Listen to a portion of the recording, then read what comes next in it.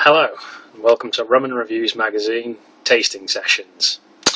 Today we're going to be trying out Alcotox, these little pills here. It's a hangover cure, similar to RU21, which you may recall sold in pharmacists and the like. Now supposedly, if I take one of these between each drink and a glass of water, then it will make sure that I'm all bright and rosy the next morning. So, this evening, in the interests of beer science, I'm going to get absolutely hammered.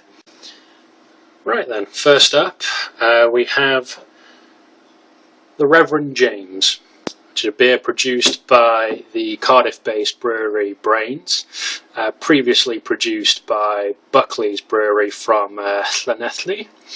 It's quite full and rich. Almost like a Christmas ale perhaps, but certainly less spice, so more accessible on a day-to-day basis. It's a bit of a sipper actually. I can imagine this, just one of these, doing you well for the evening if you weren't planning on getting blasted like I am as part of today's Alcotox testing. Actually, there's a point. You're supposed to take two to start with, so hopefully I've not invalidated the experiment. So here's what they look like.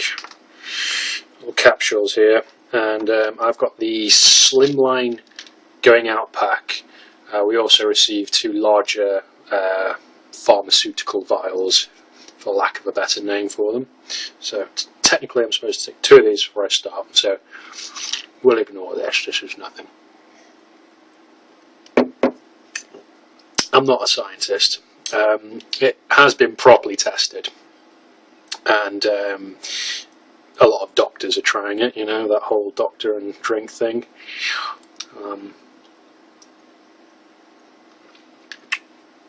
So if you're looking for the actual science, then go to the website. We're just going to tell you whether the damn thing works after a heavy session. That's all we're here for. Right, well, I'm going to finish this. Okay, next drink. UPA, which is Untapped Pale Ale from the Untapped Brewing Company. Again, another Cardiff-based brewery. Oh god, yeah. Yeah, no, that's what we're looking for. Immediate, just floral explosion of hops there. Fruit behind it as well. God, it's like summer fruits. Some citrus, but I'm also getting kind of a subtle berry hint as well. That's really quite refreshing.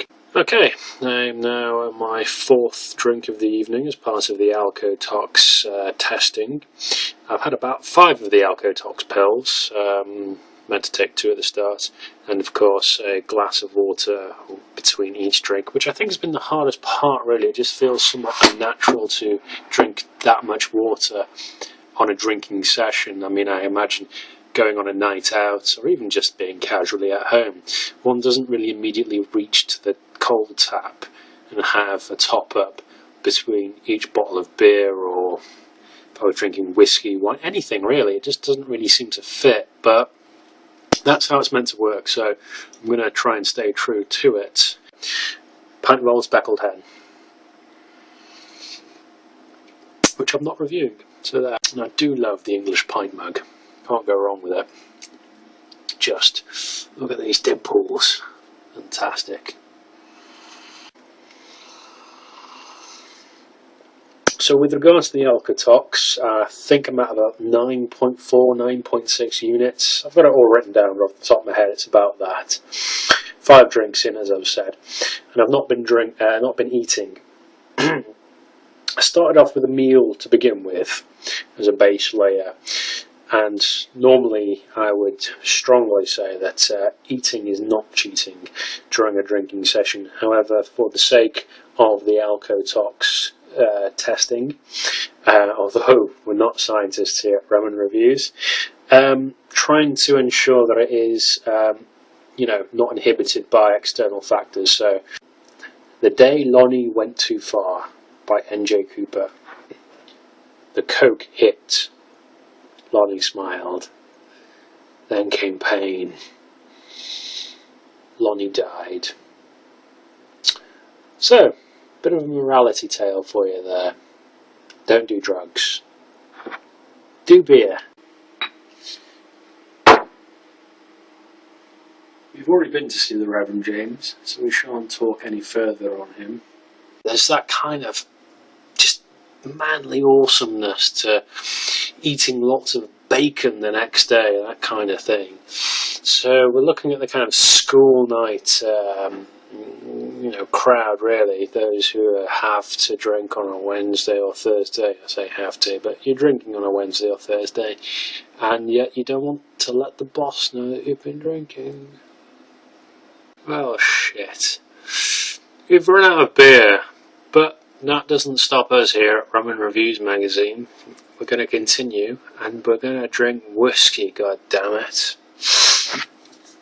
Glenfiddich. This is a double. A double is 2 units. Now, I've had damn near close to 20 units this evening, which is shocking, just shocking. The government should probably hang me for it. And I agree, I should be hung. It's terrible, terrible, terrible crime. But, in the interest of science, we must continue all the same. I don't have any bacon in the fridge. I may have already mentioned this, but by God, I do not want to have to make a trip to the shop for bacon tomorrow morning. Good God, I want bacon.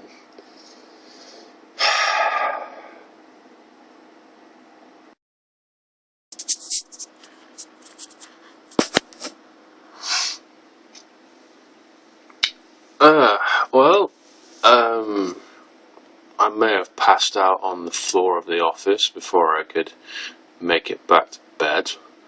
So that's, testament to the effect of last night's booze. 7 beers, 2 double whiskies, not more than 7 hours ago. 6, well, Christ, it's about 10 past 8 in the morning now. Literally just woken up. Had a glass of water. I probably don't look like a ringing endorsement for Alcotox at the moment, but really what you got to think about is I have just woken up. I've not had my customary cup of tea, I've not had breakfast, I've only had about 6 hours sleep. I was drinking till about 2 in the morning, and 6 hours later, here I am. But, put that cup of tea in my hands, give me the bacon sandwich I was chatting about last night, and I reckon I would probably be ready for work, 9 in the morning. I can kind of feel the hangover here, just like at the back of my head, or rather I felt it more so when I woke up. Not like a proper hangover, but just like a slight pressure, like it was angrily trying to press in, like the hangover felt cheated and it was trying to get in there. But already it kind of feels like it's just fading, and I'm hoping that that's going to be the case, because if I get hit with a hangover at about midday, I'm going to be pissed off. No, but otherwise, it's actually worrying how effective this has been.